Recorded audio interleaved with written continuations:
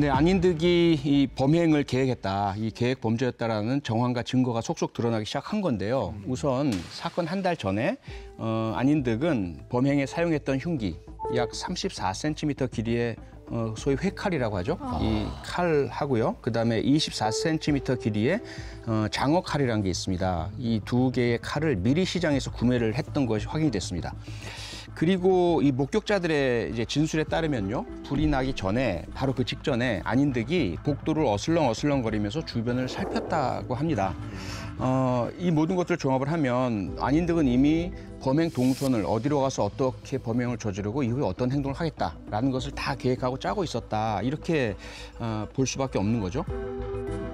또 다른 목격 진술에 따르면요, 불이 나자마자 안인득이 아파트 계단 난간을 막 칼로 치면서 불이야 불이야라고 외치고 돌아다녔다고 합니다.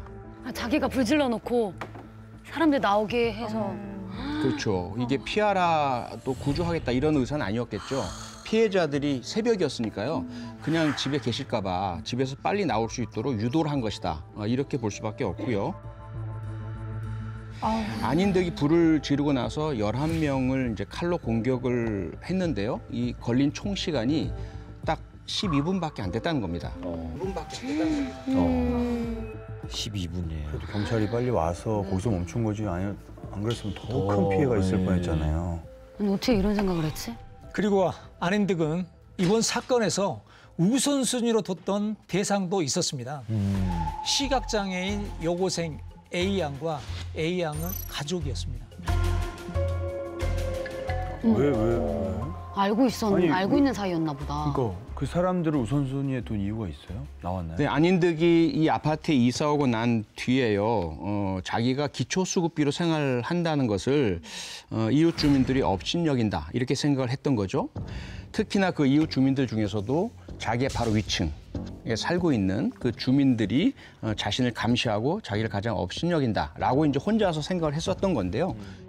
바로 그 위층에 살고 있던 가족이 자신을 향한 괴롭힘을 주도한 주동자들이고, 베란다를 통해서 이 위층에서 자기 집으로 벌레를 투척한다라고 생각을 하고 있었다고 합니다.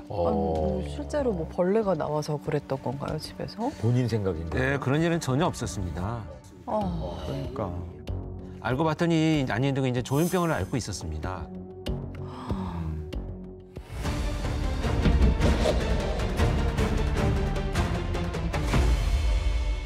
그 전형적인 피해망상의 일종인데, 실제 그런 일들이 전혀 없음에도 불구하고 다른 사람들이 괴롭히고 속이고 미행하고 감시한다고 믿는 이런 증상들 때문에 주민들을 상대로 저런 공격적인 행동을 저지르고 대화를 이어오기도 했던 겁니다.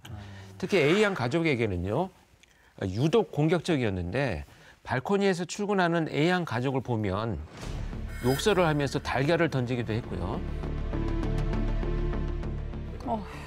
또 어떤 날은 A양의 집 현관문에 간장이나 식초 이런 오물 같은 것을 섞어가지고 마구 액체를 만들어서 뿌리기도 했습니다. 결국 참지 못한 A양 가족은요, 집 앞에 CCTV를 설치하게 됩니다. 영상을 한번 보시죠. 전조 증상이 있었네. 사건 약 한 달 전의 상황입니다. 자, 지금 A양이 현관문을 열고 집으로 들어갔는데 바로 뒤를 따라오는 어떡해. 문을 열려고 해. 너무 무서워. 계속 따라왔다는 얘긴데요, 그러면. 아유, 무서워라. 바로 따라오래. 쏙 해봐라. 바로 따라오네. 세상에. 나 진짜 아슬아슬할 뻔했다. 이거 경찰서 갖다 주고 와라, 파출소에. 나 하마터면 잡힐 뻔했잖아. 잡힐 뻔했네. 아이고, 세상에. 이렇게 치면 나 운이 좋았다. 뭘 두고 있을 줄 알아. 기억하네. 아닌데, 안 가는데. 보고 있어요. 안 가고 저 바위 보이네. 안 가고 저 서가 있어요. 뭐야. 아니. 자, 안 가고. 너무 무섭다. 예. 아니. 치료를 누가 좀, 주도적으로 좀 해야 되는 거 아닌가. 어떻게 살아. 저 시간도 진짜 지옥 같았겠다. 자, 그리고 1시간 뒤의 모습. 무언가를 다시 다시 갖고 와서 갖고 와서 제발 좀. 네, 현관문 앞에 오물을 투척합니다. 얼마나 무서워. 저러다가.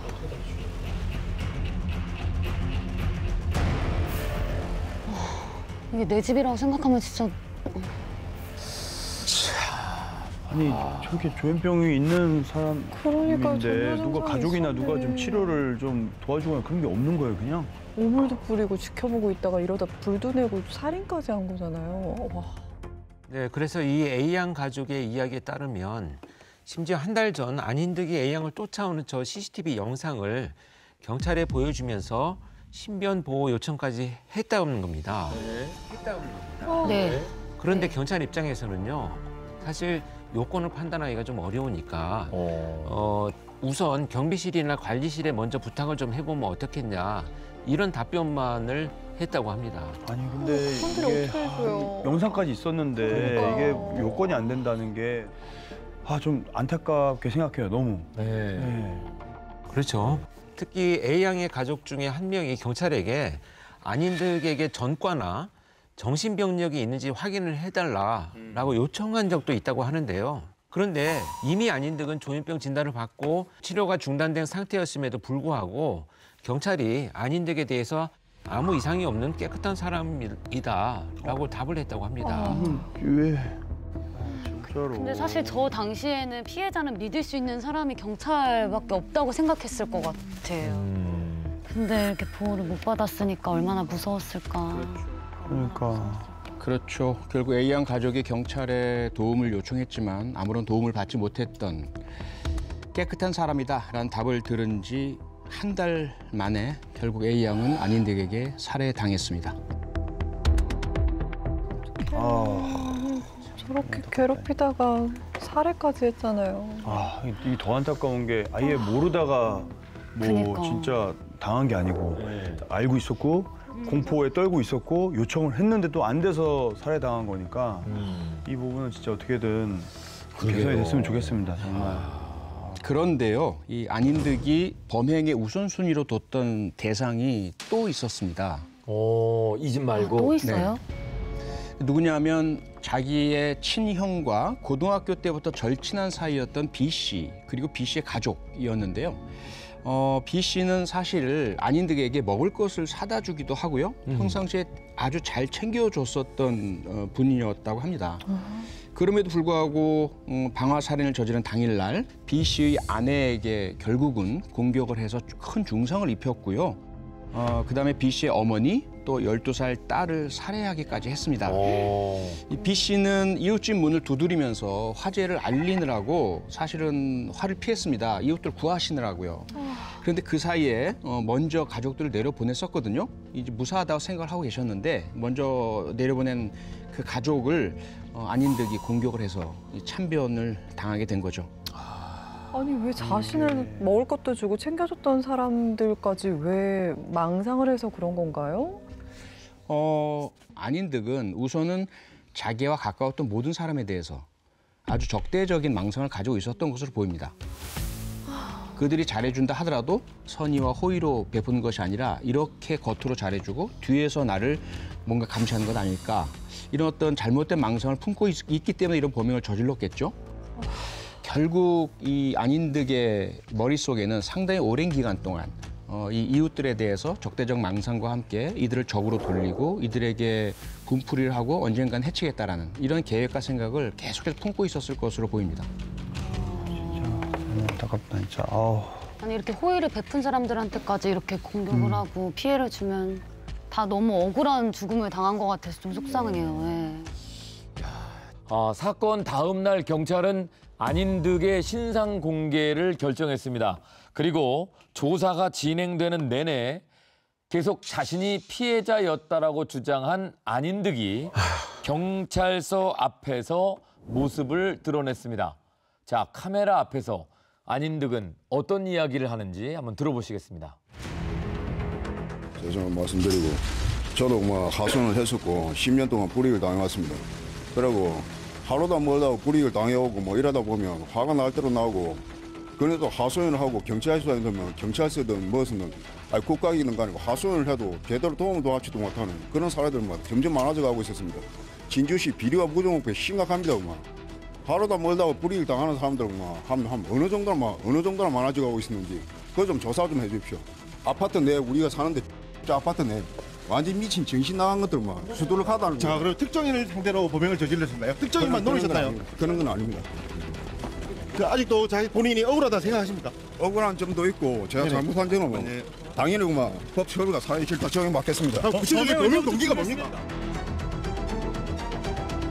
왜 이렇게 떳떳해? 아유 참 진짜. 조금 전 인터뷰 내용을 보면 일반적으로 조현병적 망상 때문에 범행을 저지른 사람들하고 많이 달라 보이거든요. 그 경우에 되게 뭐 신이 하느님이 나보고 누굴 죽이라고 시켰다라든지 정말 허황된 헛것 있을 수 없는 일들을 보고 듣고 하면서 그것 때문에 범행을 저지른 경우들이 많은데 아닌들 이야기는 대단히 조리가 있잖아요. 네. 저 경우에는 사실은 법적으로 따졌을 때 심신미약이나 상실의 요건이 되는 사리 분별 능력이 없다. 이건 아닌 것 같아요. 그다음에 행동 통제를 하지 못한다. 이 망상 때문에 헛것을 보고 세상을 잘못 보고 그다음에 자기 행동을 통제 못한 상황이 아니라 세상을 자기 혼자 자기 중심적으로 보고 있는 거죠. 그러면서 진주시의 비리 얘기를 하고 주변에 다른 사람들 탓을 하고 있거든요. 그건 결국은 자기가 불만이 있고 자기 삶이 만족스럽지 못한데 그 이유가 남 탓이고 남들이 미워 죽겠고 이런 심정이 토로밖에 안 되는 거거든요. 그래서 저거는 사실은 병으로 인한 망상이기보다는 왜곡된 인식으로 인해서 발생한 어떤 분노 범죄 이렇게 봐야 될 것 같습니다. 네. 겉으로 봤을 땐 잘 모르겠어요. 무슨 그런 병이 있는지도 모르겠고.